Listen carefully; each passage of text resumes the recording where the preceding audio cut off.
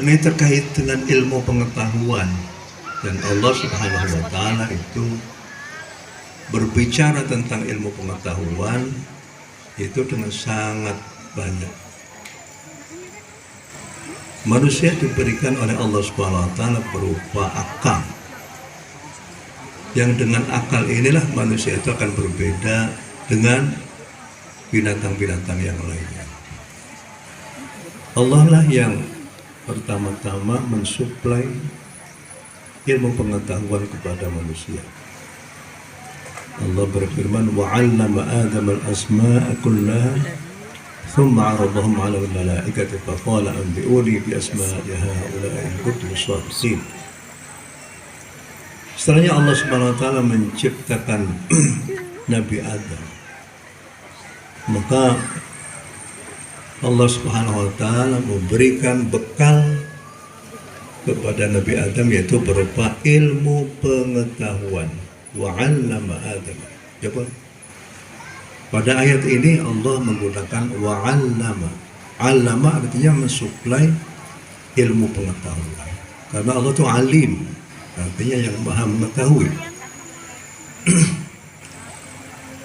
Dan kata-kata allama itu berarti adanya step by step pada waktu pemberian ilmu pengetahuan. Allama yu'allimu ta'liman, ya. Allama yu'allimu ta'liman. Jadi ta'lim itu adalah memberikan, tapi secara step by step, dalam satu tingkatan dengan tingkatan yang lainnya. Al-asma'a kullaha thumma 'aradahum 'ala al-malaikati faqala anbi'uni bi asma'i ha'ula'i. Dengan ilmu pengetahuan inilah akhirnya Nabi Adam itu dijadikan oleh Allah Subhanahu wa Ta'ala sebagai khalifah fil ard. Menjadi khalifah fil ard artinya, apakah khalifah itu?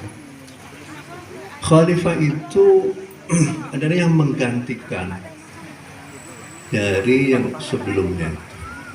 Jadi kenapa manusia itu sebagai khalifah fil ard? Karena dia itu menggantikan orang-orang dari masa lalu. Bisa jadi menggantikan makhluk yang telah menghuni di bumi ini. Ada yang mengatakan bahwa dahulu sebelumnya Nabi Adam ada satu makhluk yang namanya jin, ada yang namanya al-hain, ada yang makhluk yang namanya al-bin. Tapi mereka itu akhirnya digantikan oleh manusia ini. Dan tugas daripada manusia itu adalah untuk bisa mewakili Allah. Bisa jadi ada mengatakan demikian, wakil Allah, khalifatullah, mewakili Allah di dalam melaksanakan tugas-tugas keagamaan. Karena Allah Subhanahu wa Ta'ala itu ingin agar supaya bumi yang telah diciptakan oleh Allah Subhanahu wa Ta'ala itu akhirnya bisa diisi oleh makhluk-makhluk yang akhirnya bisa menyembah kepada Allah Subhanahu wa Ta'ala, makhluk yang akhirnya bisa menghuni bumi ini, makhluk yang bisa meramaikan bumi ini. Allah berfirman, huwa ansha'akum minal ardi wasta'marakum fiha. Huwa ansha'akum minal ardi. Allah menciptakan kamu sekalian di bumi ini dan meminta kepada kamu sekalian untuk bisa meramaikan. Tugas meramaikan inilah tugas manusia yang telah diciptakan oleh Allah Subhanahu wa Ta'ala di bumi ini. Agar supaya ramai, maka sudah tentu harus banyak manusia. Kalau seandainya jumlah manusia sedikit, ya tidak ramai. Oleh karena itu Allah Subhanahu wa Ta'ala memerintahkan kepada manusia untuk beranak pinak. Wa ankihul ayyama minkum was-salihin min ibadikum wa imaikum. Allah senang apabila bumi ini akhirnya dihuni oleh sebanyak mungkin manusia. Allah sudah mempersiapkan di bumi ini kebutuhan manusia sampai hari kiamat. Jadi kalau sampai hari kiamat ini, kekayaan bumi tidak sampai akan ada habis-habisnya itu. Apakah itu berupa emas, apakah berupa batu bara, atau bukan yang lain-lainnya. Iya. Akhirnya aqwataha fi arba'ati ayyam sawa'al. Aqwataha artinya sesuatu yang dibutuhkan oleh masyarakat.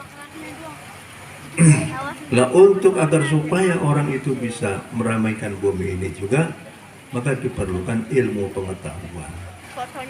Bagaimana orang akan bisa mengetahui bahwa di dalam bumi ini ada emas, ada perak, ada mangan, ada dan lain sebagainya?